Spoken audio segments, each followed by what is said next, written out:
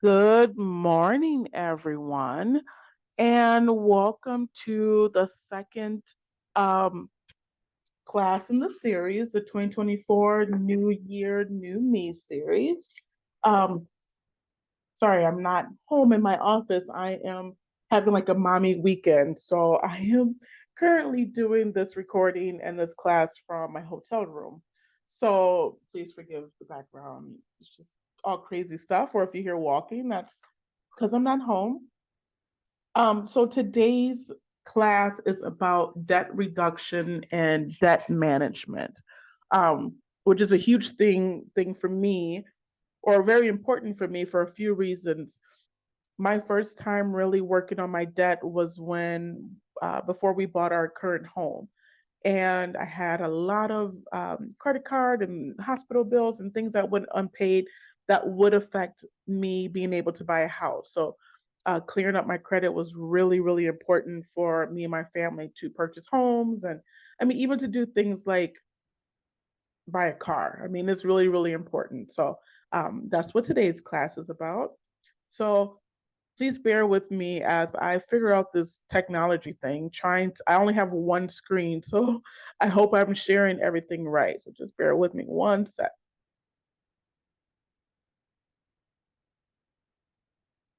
We're going to pop into Canva because that is where my slideshow is. All right, so we're going to welcome you guys to the debt management and reduction class for today. Sorry, excuse me. So, for those of you that do not know me, my name is Brittany. I am your financial coach. I received my financial, or have received, and still currently am receiving my financial coach training from the Dave Ramsey Group. So outside of doing financial coaching, I work also as a payroll specialist. I have been in my role for over 8 years now. This will be my ninth tax season that we're going into. So I've learned a lot from accountants, learned different things and tricks and things, and um, seeing the problems that people have when they come into our office have made the financial coaching really personable to me. So I can use my training with financial coaching in my job, and then I can bring things from my job into my financial coaching business. So it's kind of a win-win for everyone. So for today's class, you're going to need something to write with. Paper, calculator is optional. And then for people who were registered, I did email you a debt management worksheet and a debt reduction and strategy worksheet. So you'll need those. But I will also put those links for the PDF in the chat box. So let's get this out of here. Why is debt management so important? So um it's important for a lot of reasons, but um man, like this is kind of a personal topic for me, but for several reasons that management is important. For one, your whole entire financial health. Excessive debt can put a strain, move me out the way, can put a strain on your finances, impacting your ability to save, invest, excuse me, or handle unexpected expenses. Managing debt helps you maintain a healthier financial situation. How many people, and you can drop a comment in a chat box, how many of you have had like an emergency, a car breakdown or something, and you're like, oh God, I gotta use my credit card to pay for this, and then something else happens, and then you have to use your credit card for that. Excuse me, and it just keeps it's just a never ending cycle. I know I have. Um, so managing your debt is definitely one of the most important things for your overall financial health. Also, managing your debt help reduce stress. Um, I've had clients who've had, I mean, hundred thousands of dollars worth of credit card debt, and it definitely affects with you mentally, physically, and emotionally. Um, so high levels of debt can lead to stress and anxiety. Effective management strategies can alleviate the stress, contributing to a much better mental health. So if you had $100,000 worth of credit card debt, and you're like, oh my God, the interest rates are so high and blah, blah, blah. And then it just, you pay the minimum and it just seems like it never goes down because it kind of doesn't. Um, so managing your debt definitely helps with your mental health and your psyche.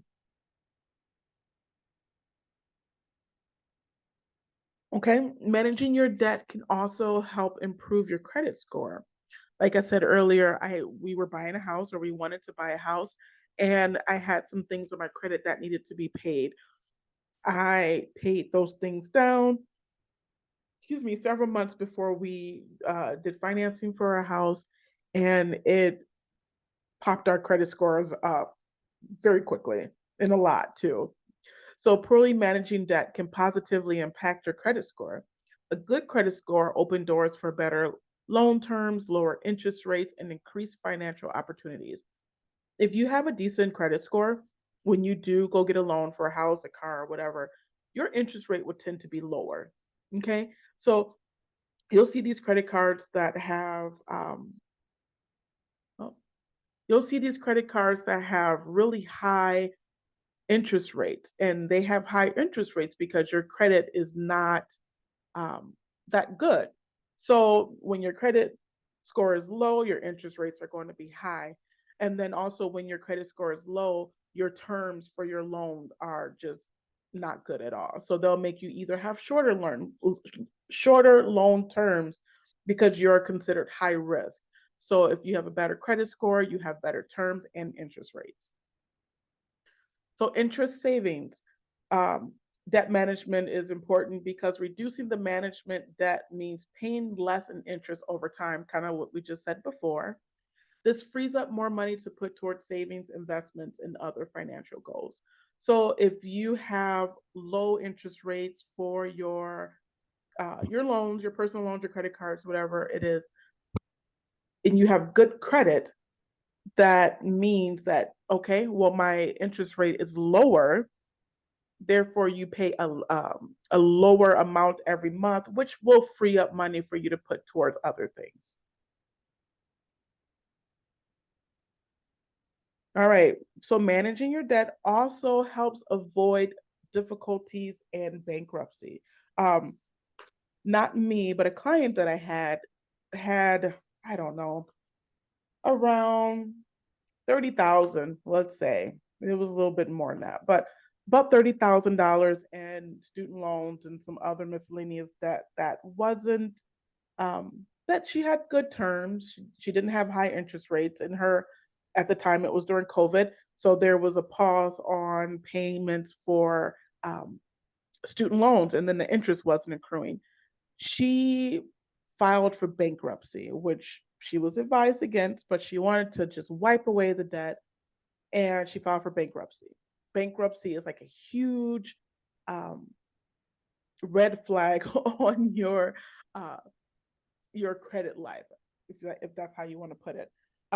So managing your debt will help alleviate that option for even bankruptcy. Okay, so proactive debt management can prevent defaulting on loans or declaring bankruptcy, which can have severe and long-lasting effects on your financial health. Also, managing your debt or getting debt paid down will provide financial freedom. When we purchased our house almost 4 years ago now, there was a period in time, it was like we sold our old house and we sold it for a profit. Um, Sold it for a profit, and then we had absolutely no debt. I had paid down all the hospital and credit card debts that we had prior to buying our house, and we had no debt. And that feeling that I had for that short period of time before we bought our house and went into more debt, but that's a good kind of debt. That freedom that I had, like, oh my gosh, I owe no one any money. It was a really, really good feeling. And then being able to check my credit score and see, oh, you're in the high 700s. Oh, you're in the low 800s. It was a really, really good feeling. And then when we did our financing for our house, we had no problem. We had um, different banks offering us different things. So we were able to buy our house. We bought in during the pandemic, but we got it for a really low interest rate at 3 percent.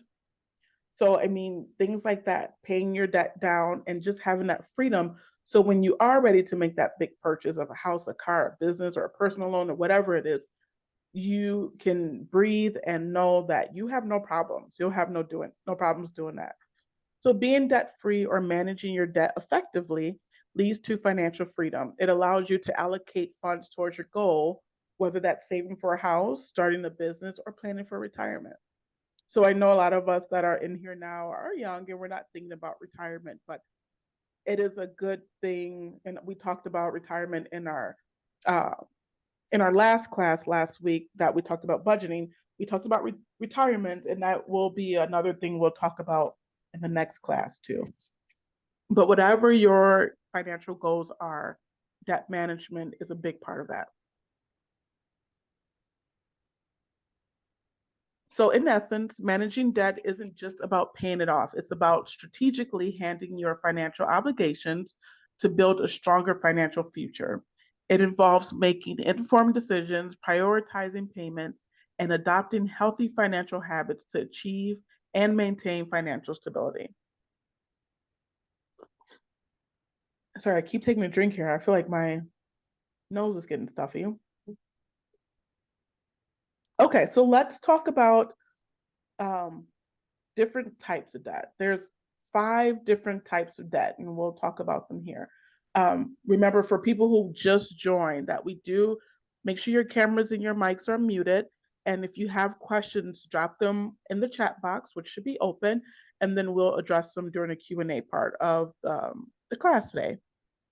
Okay, so the first one, and probably the most popular type of debt, is credit card debt. Uh, so I created like different characteristics and different facts about these types of debt. So the characteristics of credit card debt is typically short term. It's a revolving debt with high interest rate if it's not paid in full each month. Okay. That's why it's kind of important to pay your credit cards in full, but if you can't, the minimum is fine. Just know that those high interest rates, because typically most of them have high interest rates, will be added on each month that is not paid in full. People use these credit cards for everyday purchases and emergencies. Raise your hand or put a comment in the chat box if you ever had to use a credit card for emergencies. I know I have. We had our sub pump went out in our basement once, and then we had an issue with our oh my gosh, what is it called? Dishwasher. We had to use a credit card for it. So, which is fine. As long as you practice healthy credit card usage, it's totally fine. So for your interest rates, typically interest rates are higher compared. So a interest rate on a credit card tends to be higher than if you were to get a personal loan from your bank. That's just a fact. You can go to your credit card, or sorry, your credit union or your bank that you bank with now, and if you ask for a loan to help pay for a dishwasher, they'll give you a small interest rate. 4 or 5, somewhere 9%, typically in the single digits. But if you were to put that on your credit card, you're looking at 14 to 29% interest rate. So just think about that and have that in the back of your head when you are using your credit card. Okay, for credit cards, there's typically minimum payments that are due. And making minimum payments can lead to long-term debt and high interest in the long run. So if you have $1,000 limit on your credit card and you use $100 of it, but your minimum payment is $30, and if you're only paying that $30, they're going to tack that high interest rate onto it. So really, it's the $100 you've used on the card plus that interest rate that you have. So I don't want people to be afraid. I'm not teaching people to be afraid of credit cards, but I just want to teach healthy credit card habits. It looks like so there's a couple of people that have had to use their cards or credit before, and there's someone that says, "Never, I've had to use a credit card. Thank God." I'm there with you. I wish I didn't have to use a credit card for some things, but that's just the way life is, and it's okay. It's all right. So the second type of debt that people have are student loans. This is also another common one for people who have gone to school and have accrued any type of student loans, whether it is like um, the federal loans or a personal one or something like that. But student loans are a typical one. So the characteristics of a student loan. So it's mainly long-term debt. And that's and and correct me if I'm wrong or if someone has a different term. Typically you have this loan and you don't pay off your student loan until you graduate. Well, if you never graduate from college, then your that money that you've used is kind of due back right away. Um, but the student loans are only for educational expenses. And the different types of student loans are federal and private loans, like we mentioned before. Federal loans are more flexible repayment options and lower interest rates versus a private loan. Interest rates are usually lower compared to credit cards, but still significant. I have student loan, um, not much, but I do have student loans. I want to say my interest rate was like 6.9, 6.99 or something like that. So not crazy high, but it's more than my house. So, and then really with the repayment of your student loan, it is typically deferred until after graduation, but interest will accrue while you are in school. Okay, unless you have some type of loan that says, well, you don't, you won't accrue any interest. Typically, they do. They want money. Um, so you are accruing interest for those 4 years you're in school, and then when you graduate, then here's the 50,000 that you borrowed, including the interest that you gained over the 4 years. The third type is a mortgage. Kind of mentioned that a lot today. So mortgage is another popular one. There's a lot of homeowners out there. The characteristics of a mortgage is it's a long-term loan used to purchase a home or property. Okay. Most mortgages are somewhere between 50 to 30 years. There's some that are smaller.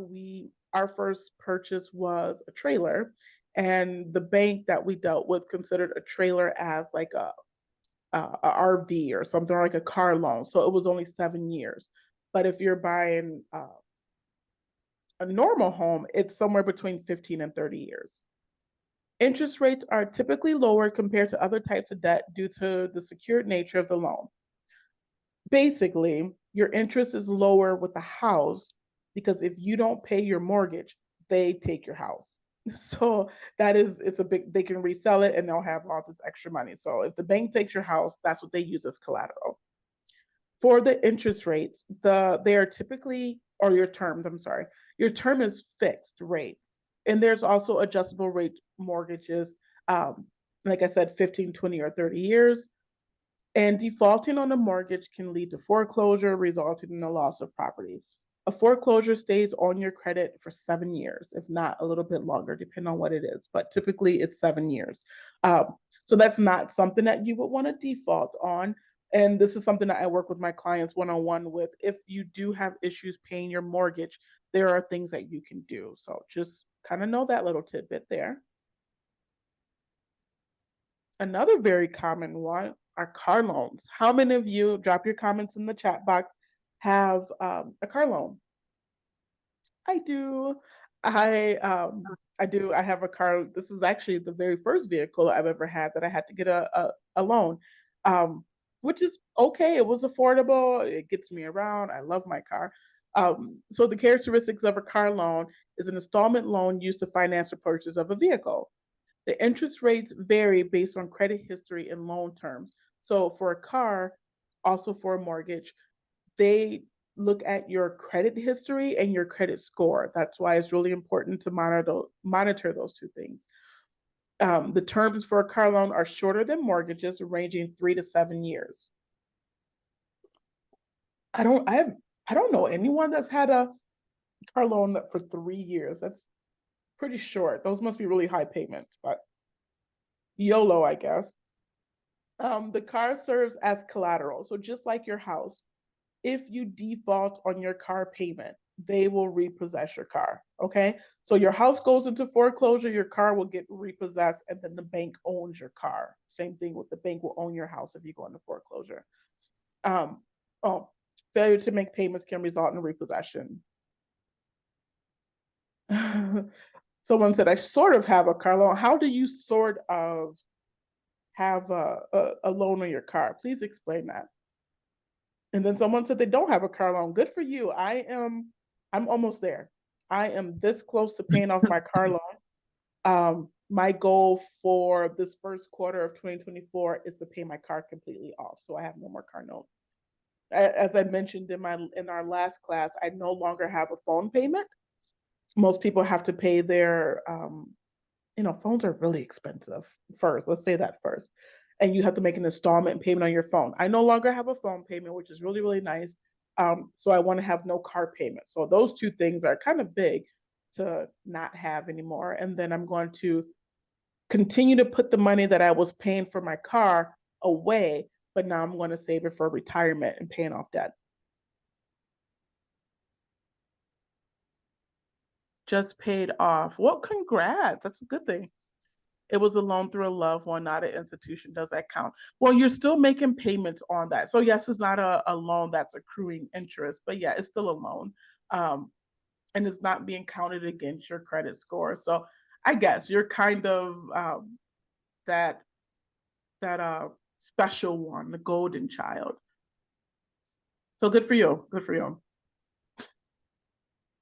Personal loans. This is a loan that you can get from your bank, and kind of what Cody said, that he has a loan through a loved one.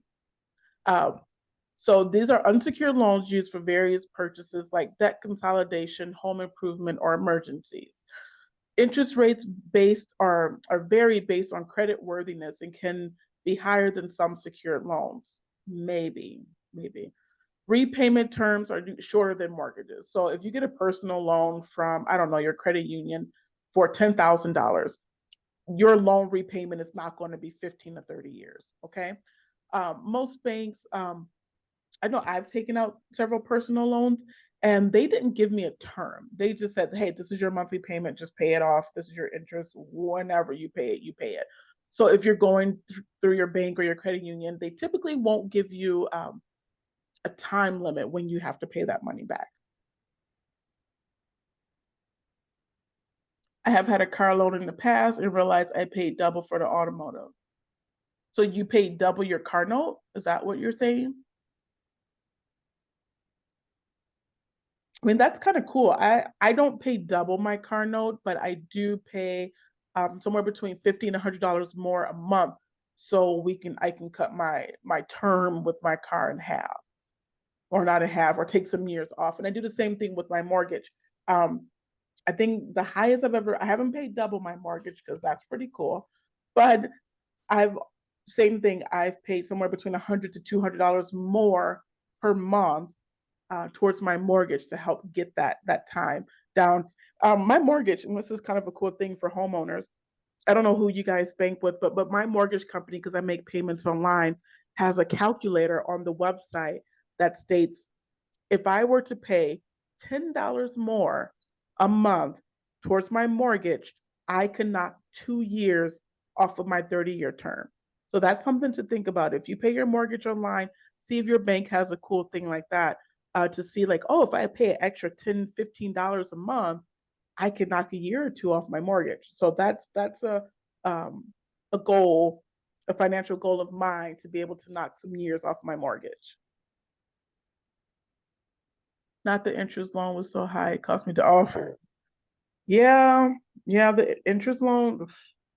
I I have a friend who is in the middle of building something, and their interest payment alone for the loan that they have to build this building is 2 times the amount that the actual payment every month will be.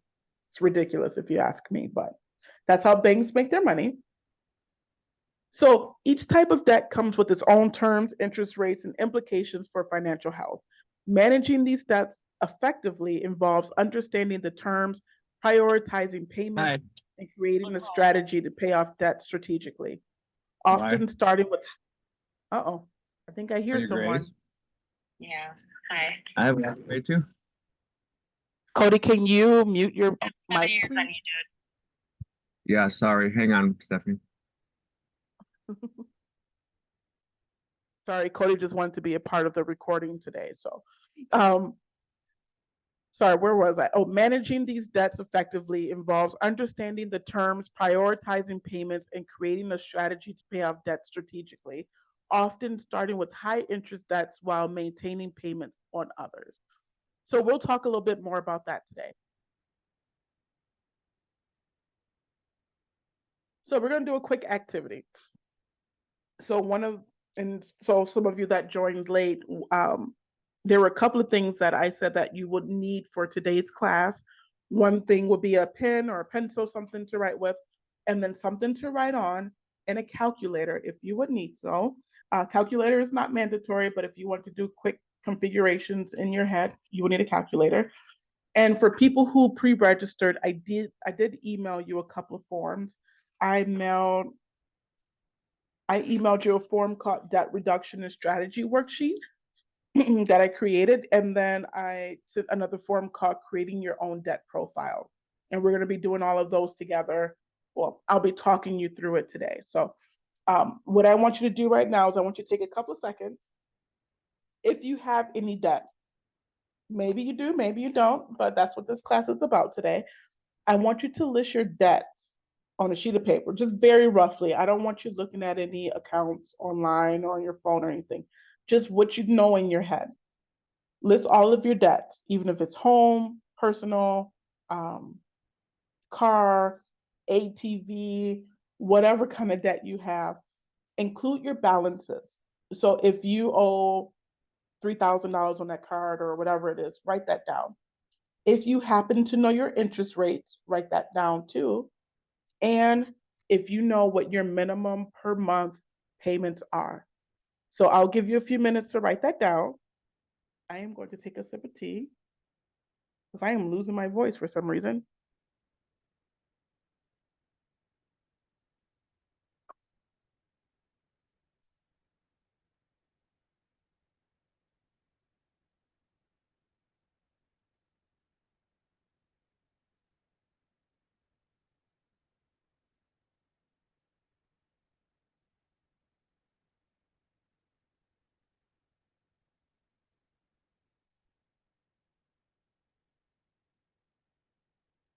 I'll give you a few more seconds to write this stuff down, and then we're going to move on to the next slide.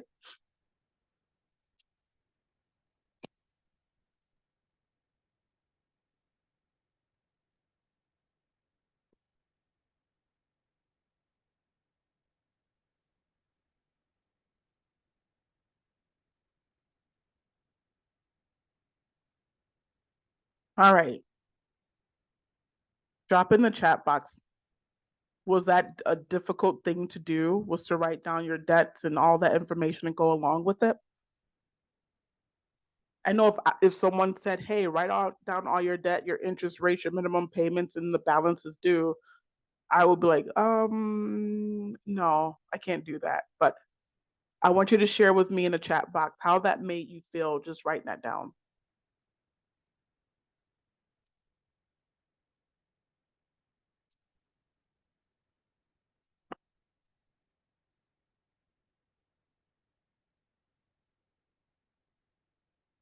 So what we're doing right now is we're creating our own debt profile. Okay. So it's really easy to create a profile on Facebook or Instagram or TikTok or Twitter or I don't know, dating websites. It's really easy to create those profiles. But another really important profile to create is a debt profile. So you can see exactly everything that you have or that you owe. Someone said it felt pretty darn good. All right. And someone said I need to be more disciplined. I agree. I need to be more disciplined as well. Which is why we're kind of doing this together. This is not, I'm not like the I don't have all of my shit together, okay? Putting it frankly, I don't. Um, but I know what to watch, what to manage, how to manage it, and that's why I teach these classes because we're all kind of in the same boat. I mean, we all live in a world where things cost way more than what we're making at our jobs. So we have to use credit cards. We do have to use these high interest loans. So it's okay. But having your debt profile and just seeing the grand picture of everything really helps with you creating your financial future. Uh-oh. Give me 1 second.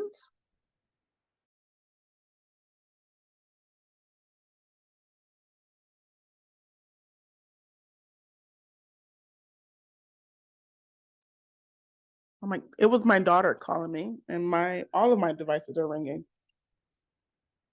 I might have to just tell her I am working.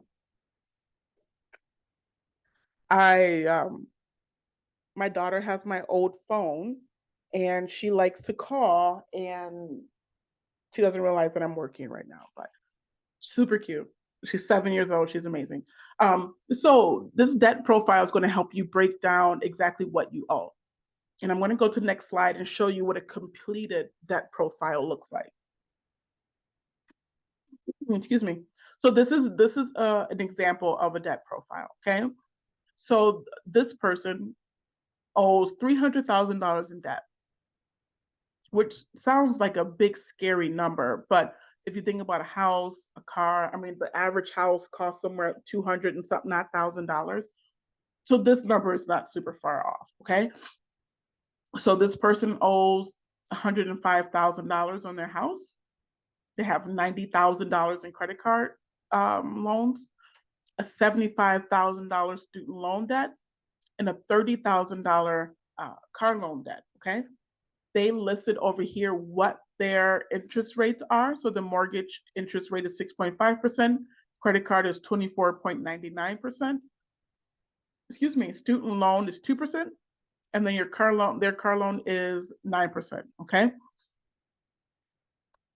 This down here in the pink, this down here in the pink part is what their monthly payments are. Okay.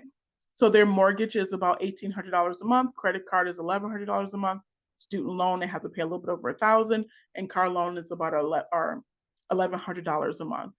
This over here shows you the breakdown that they owe a lot, the most amount to their mortgage. Okay. Second amount is to their credit card. Third amount is for their student loans, and 10% of their debt is their car loan. So in order to find these percentages, so you guys have this worksheet, and I will put in the Dropbox. You guys have this worksheet. The way you find these percentages is you take this number, so your mortgage or payment, and you divide it by this number here, and that will give you a percentage. Okay. So total, what they have to pay every month for their debt is $5,243. That's a lot of money. For me, that's a lot. $5,000 a month for this is just a little ridiculous. The one thing that kind of jumped out, and mind you, this is just an example. This is made up numbers that I pulled out of Financial Universe. The most alarming thing on this form here for me is the credit card debt. $90,000 of credit card debt at almost 25%. That's a lot. That's kind of a scary number. If you were my client, I would be working with you. We will be paying a lot of attention to this here, because that is just not a good number. But it is what it is. We all have credit card debt, and we're working on paying it down. Okay. So I want you guys to work on your debt profile to see what it looks like. It will be, once you list all of your debt, your percentage rate, and your monthly payments, you will be surprised at which thing is taking up a lot of your funds. So this is a good thing to look at. So we've talked about different types of debt, and what is debt and why is debt. But let's talk about different strategies to pay our debt down. So there's several different kinds of strategies. There's actually 6 types that I suggest. A lot of these repayment strategies are strategies that the Dave Ramsey group teach. And a lot of them I've used a few of them personally, but there's some that I have favorites. So let's talk about them. So the debt snowball method. So what you would do is you would write down your debts from smallest to largest, regardless of the interest rates. So I guess I want to point this out too. When you're working on your debt profile and repaying your debt, one of the important things is knowing what your interest rate is. Okay. So if you have to go look on your old credit when you got your credit card, it comes with that paper, that pamphlet, or log on into an account. You should know what your interest rates are. Or if you don't know them, because who keeps those numbers in their head, at least know where to find them. So you want to write your debt down from smallest to largest, regardless of your interest rates. And you want to focus on paying off the smallest ones first. So you still have to make payments to all of the debt that you have, but let's focus on putting extra money towards the smallest one first and paying that one off. So the benefit is quick wins. So you can celebrate like, oh, I got this Capital One credit card paid off because that was a smaller one that had $400 on it. You can celebrate that win. So now that you don't have to make payments on um, that small one, you can now allocate that money you were paying towards the other ones. Okay. So quick wins by paying off smaller debts offer motivation and momentum to tackle larger debts. So like I said, pretend that you still have that small credit card, even though you paid it off, and then just put that money toward the other credit card. So now you're adding the extra 10, 50, $50 towards other payments, right? Excuse me. One of the drawbacks is because we listed it from smallest to largest, regardless of interest rates, you're not tackling the loans with the highest interest rates first, okay? Which is okay. It's nice to have this one paid off, but that's just one of the drawbacks of doing the snowball method is that you're not focusing only on the ones with high interest. You're focusing on all of them. So the debt avalanche method, and you can tell this is different because I added a different picture up here. So for the debt avalanche method, you want to arrange your debt by interest rate. So this is kind of the opposite of the snowball. Arrange it by interest rate. So you want to put the one first with the highest interest rate. So like that example that we used, that person had the $90,000 credit card with a 25% interest rate. That one will be listed first. So interest rates, regardless of how much your balances are, interest rates, the high one first to lower. The benefit is you're going to save more money on interest payments because you're paying the ones with the high interest rates first. You're focusing on that one first. The drawback is you won't be able to celebrate those quick wins because you're not like paying things off as quickly as if you were going from small to large. So it depends on either the snowball method or the debt avalanche method. There's benefits for both, but you just got to see what do you want to do first? Do you want to pay off things quickly and celebrate quickly, or do you want to knock out the high interest rate cards first? Okay, so debt consolidation. So with debt consolidation, and I have my own personal bias with this, what it is basically you're combining multiple debts into a single loan, right? So you're going to take that Capital One card, and then you're going to take that uh, Target card, and then you're going to take that other credit card and this other loan, and all these loans, and kind of smush them all together in one loan. So instead of paying 5, 6, 7 different companies, you're just paying one company and it pays a little bit towards each account, right? Um, debt consolidation typically has smaller interest rates than your single cards or your house or your car would have. Um, these are often done through a personal loan, or if you were to transfer your Target and all these other cards onto one card.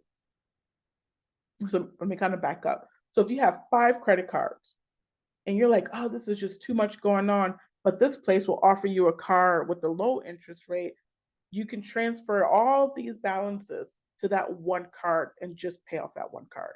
These will be all paid off. You just pay this one card. Benefits of this is that it simplifies payments, It potentially lowers interest rates and makes managing your debt more streamlined. You're paying 1 instead of 5, if that makes sense.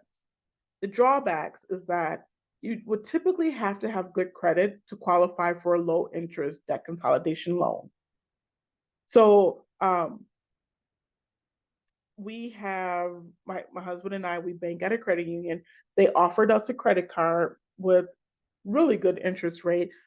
And what we did is we transferred the debt from our high interest credit card to that one. So instead of paying the 20 something percent interest rate for that one credit card, I moved up, had this bank, pay that bank, and then we just made we made payments to that bank with the low interest rate. So it's doable. You hear about on the radio or commercials about these debt consolidation companies. Don't fall for that. Please don't do that. Those things are a scam, and typically you will not get a smaller interest rate with whatever they're going to sign you up for. So if you are looking to consolidate some debt, talk to your bank, see if they offer like a high limit credit card with a low interest rate. And then you'll use that card to pay off these other debts, and you just make your payments to the one, if that makes sense. All right, so another strategy that I really like is biweekly payments. So most of us get paid biweekly. You get direct deposit or you get a check every 2 weeks, and with that money, you can allocate that towards whatever you need. So instead of making a monthly payment, pay half of that monthly amount every 2 weeks. So let's say you owe $100 towards a card or something. We'll just say a card. You owe $100 towards a card. Pay $50 one week, and then 2 weeks later, pay another $50. You still have made your monthly requirement, but you broke it up into 2 payments. The credit card company is going to be like, oh, well, Brittany just made 2 payments to us this week, even though both of those payments result in the monthly minimum payment. That it just looks really, really, really good to the credit card company, and it helps pay off that debt. So if you pay every 2 weeks, regardless of, whenever you get paid, there's going to be 2 months in the year. If on a biweekly schedule, there's 2 months in the year, 2 to 3 months that you're actually making 3 payments a month. Okay. So I do payroll. So a lot of our companies get paid every other Friday. Well, there's always a few months in the year that, oh, they get 3 payrolls this week because there's like a 5th month or however the weeks or the month start. So you'll be making a couple of extra payments, which really good to the credit card company. Okay. So the benefit is that it reduces interest over time and helps you pay off debt more quickly. And then one of the drawbacks, it just requires you to have a payment schedule. It's just something that you have to be cognitively paying attention to, if that makes sense. All right, so the last 2 debt repayment strategies that I recommend is increase income and cut expenses. If you were with me with the class last Saturday, we talked about budgeting. I guess it's really easy for me to type increase income because if we could, we would. But you can increase your income by cutting some expenses. So last class, we talked about what are you buying? What are you spending your money on? And recognizing those type of things. You will earn more money if you cut your expenses or knew what you were spending your money on. But you can find income, side gigs, freelancing to cut unnecessary expenses to allocate more money towards your debt repayment. So instead of going to Starbucks once a day or going out to eat twice a week or going to buy lunch, somewhere at some restaurant that could be $20 a time, pack your own lunch and then use that extra money you would have purchased with your Starbucks and your lunch with and put that towards your debt. Okay, so one of the drawbacks, and this is just being honest, that it's going to require for you to have lifestyle changes. Could you become a dog walker for a couple of months to help pay off some debt? Sure. But if you already have the money, why go get another job? Just look at what you're currently spending and make some lifestyle changes and put some time into your debt, into your own life. So don't go out to eat every day is basically what I'm saying, and use that money to pay off some debt. Sometimes it's easier said than done. Sometimes you gotta go buy a Starbucks or buy lunch, but if we want to pay off debt, that's more important. And then lastly, it's seek professional help. You can consult a financial advisor or credit counselor for personalized debt repayment plans and strategies. The benefit is it offers expert guidance and tailored strategies based on individual financial situations. There's really no drawbacks to that. There's none. So there are credit counselors. I've never worked with one. I've always done things on my own. But as a financial coach, I do help people with credit and debt and stuff like that. We have, like, if you're like, I really can't pay this, I have different tricks and things and that you can do to help recognize where you're at with your debt, and we can work together on different strategies for repayment. All right, so, and drop your answers in the chat box. When considering paying off your debt, which of the payment strategies would you consider? Okay, I'll quickly go back and I'll just mention what those strategies were. There was a debt snowball method where you pay off the smallest balances first into the bigger ones. There was a debt avalanche method where you pay off the higher interest rate debt first to the smallest. Excuse me. There's the debt consolidation where you move all of these loans and credit card balances to just one single one and make smaller payments. There were the biweekly payments where you pay a little bit every 2 weeks. There was cutting your expenses to increase your income. That's what I should have called it. Cutting your expenses to increase your income. Or are you thinking, I just need to get some help? Drop in the chat box which repayment strategy, what you do.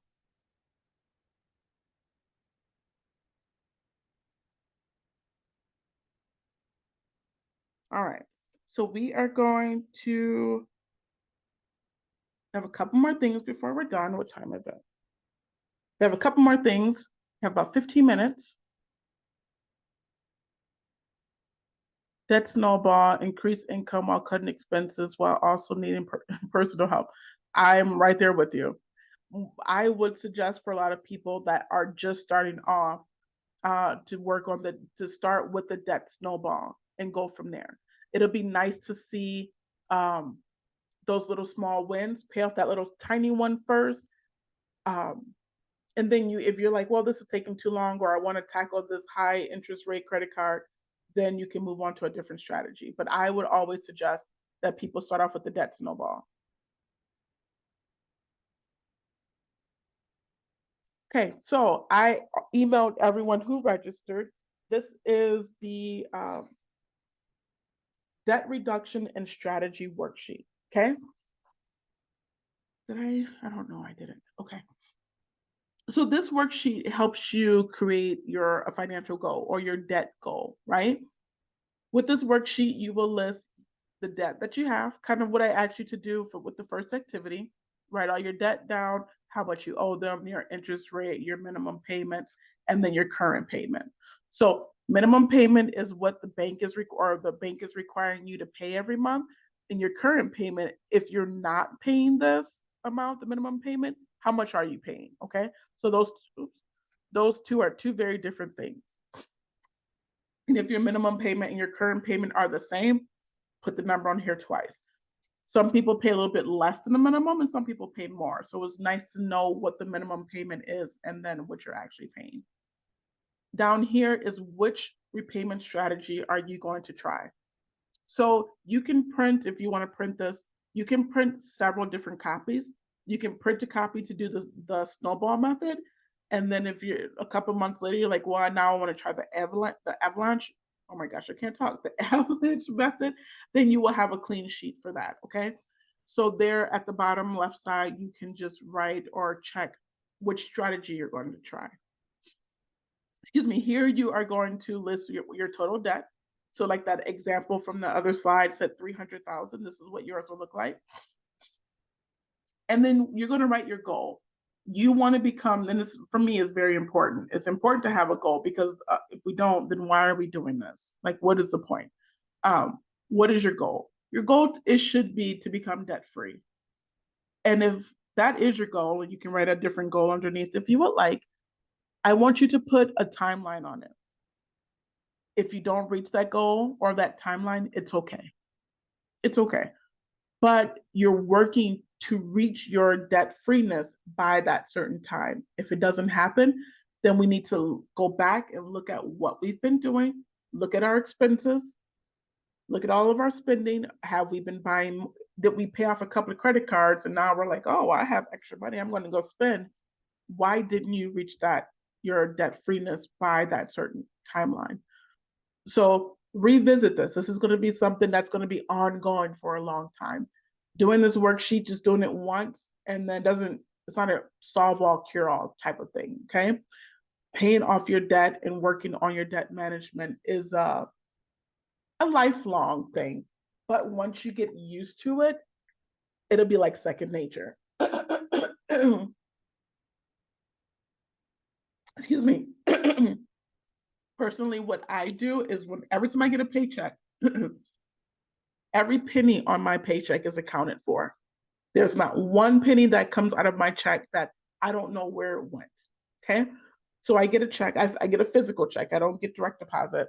I take my check to the bank, I give it to the teller, and I give her literally like a little slip of paper.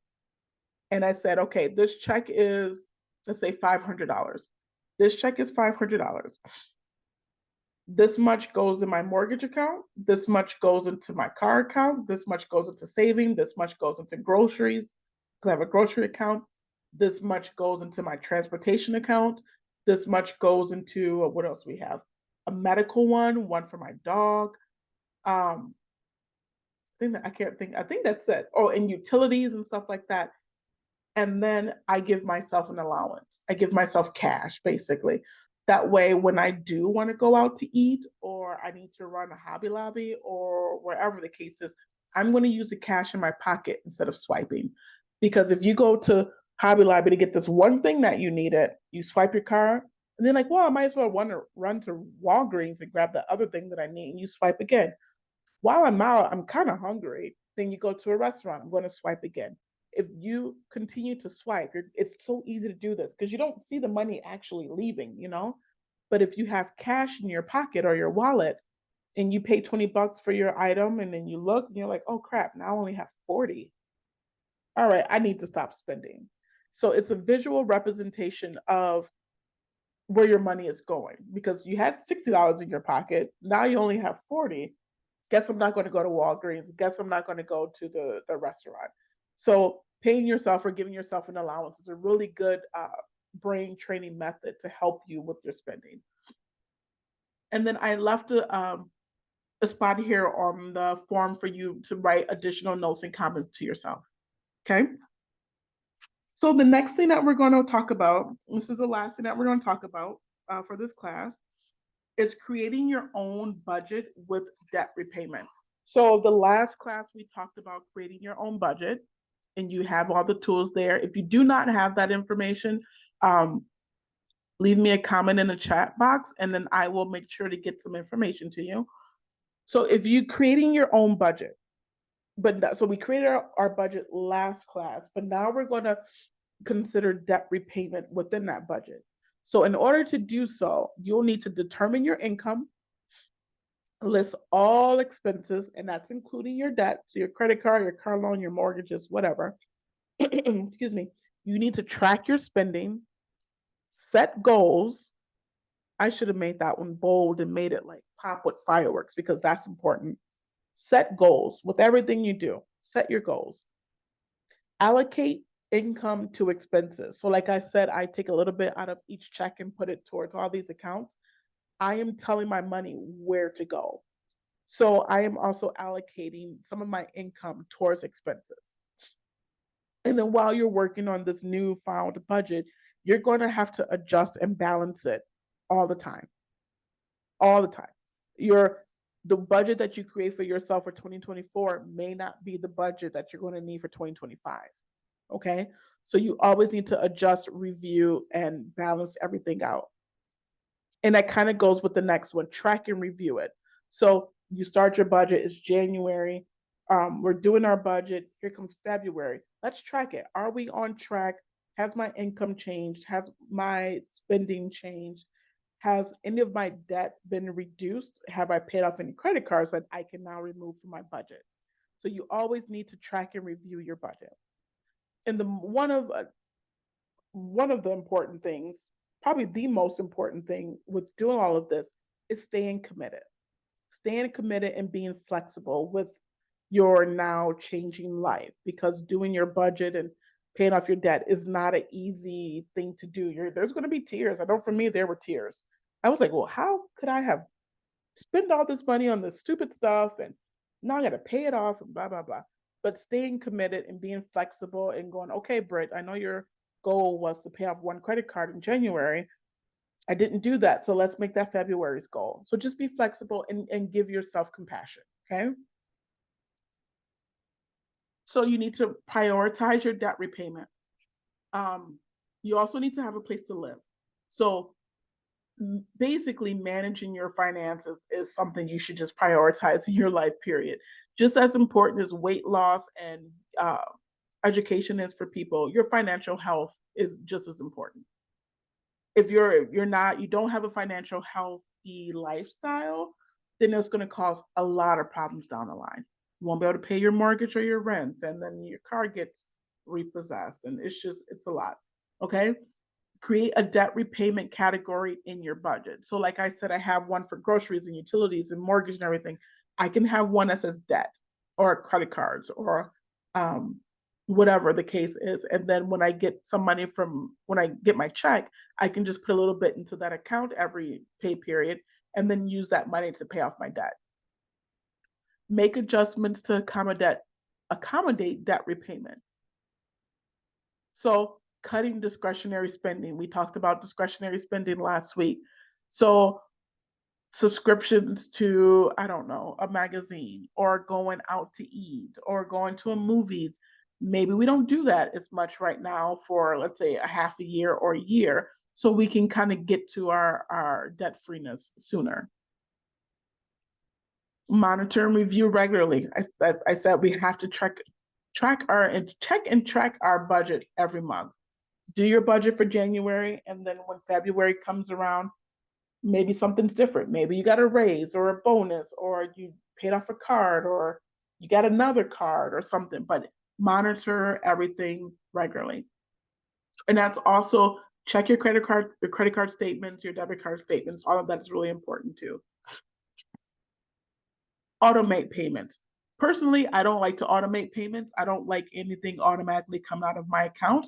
I like to have control over what comes out of my account. So I just make sure I pay my bills on time, which is a huge responsibility in its own. But the automate the payments is definitely an option for people who like that. If you were to automate your payments, just make sure you check your accounts regularly. And it's one of the good things is you won't have late fees because nothing will be late. But if you pay your bills on time, it also won't be late. Celebrate your milestone. So if you paid half of, let's say you got $1,000 credit card and you paid 500 of it off, that's a milestone. That's a big thing. If you have a $400 credit card and you paid it completely off, that is a milestone. Celebrate that. Be happy with that. That's a huge progress. You just eliminated one thing out of your debt profile. All right, so let's see. Are we on time? Oh, we are on time today. This one was a lot more than last week's class, so I do apologize. But right now is a good time to drop any questions you may have in the chat box. If you guys have any, if not, you guys have my social media, my email, my business phone number. Feel free to call me if you have any questions. If you are interested in having a financial coach in your life, we can do kind of like a meet and greet to see if we will be a good fit. And then from there, we could work together if that's something that you will like. I see people based on what they need. I'm not the kind of financial coach like, you got to see me every week because I need to. No, I don't want to force anyone to do anything. I am basically your accountability partner. Okay. If your goal is to pay off your debt or to make money by decreasing your spending, that's something that I do. I'll go, okay, well, you said your goal was to have $1,000 in your savings, and right now we're at 200. What happened? Type of deal. So if that's something you're interested in, just let me know. You guys know where to find me. I should put my business card at the end of these things. Is it best to book an appointment through email? I would say email is best to book an appointment. That way I can look at my calendar and see where I'm at. I am a wife, a mom, an entrepreneur, and a worker. So my schedule gets pretty full, and then I have to fit in my coaching appointments in between. So yes, email would be the best mode of communication. All right, any other questions before we sign off? I will, if you need me to email you guys another copy. Actually, I'm going to see if I can drop a link in here. Well, no, I didn't want to screenshot that. Oh yeah, I can do that. I can do that. I am going to drop the PDFs of the 2 worksheets that we talked about today.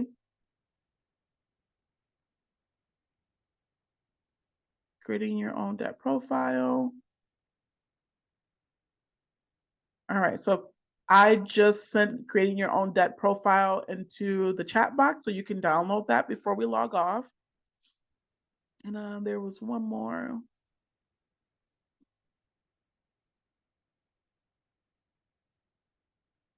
Oh, the debt reduction worksheet. Here it is. Okay. Oh, sorry. All right, there is a debt reduction PDF in the chat box. Did you see my question? What percentage of debt should I aim to pay off each month? That also depends on your personal situation, Cody. I wouldn't say that there's a percentage of debt. I don't know, my computer's doing something weird, sorry.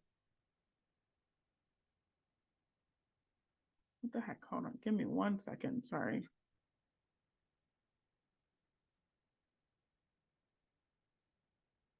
Here, there isn't a certain percentage. I guess what I would suggest for you to do is do your debt profile. Complete the debt profile worksheet first. That way you can see where is your biggest percentage, or the pizza slice, the pie slice on your pie chart. See, like, okay, is my biggest debt my house or credit card or car or whatever it is? But at a minimum, you should be paying whatever your minimum is for all of your debt. So if you have a house, a car, a credit card, whatever, you should be making all of those minimum payments for the lease, and then pay off a little bit more if you can. But do your debt profile and just see where your biggest expense is. And I say work on chipping that one down first. You're welcome. All right, guys. Well, we are going to sign off. Make sure you quickly download that reduction worksheet and the other one if you haven't gotten it already. And again, I really appreciate all of you guys being here. I am going to continue to enjoy my mommy away weekend. I have some spa services and some float light things I'm doing today. So if you try to call me today, I probably won't answer. So just so you know. But I appreciate you guys. Class will happen next Saturday at 10 o'clock, same place, same time. I will send the link. If you are not registered for the next 2 classes and you would like to be, go to my Facebook or my Instagram, and then there should be a link, or actually you can just go to my website. On the website, there is a link on getting registered for the next 2 classes, okay? Love you guys. We'll talk soon.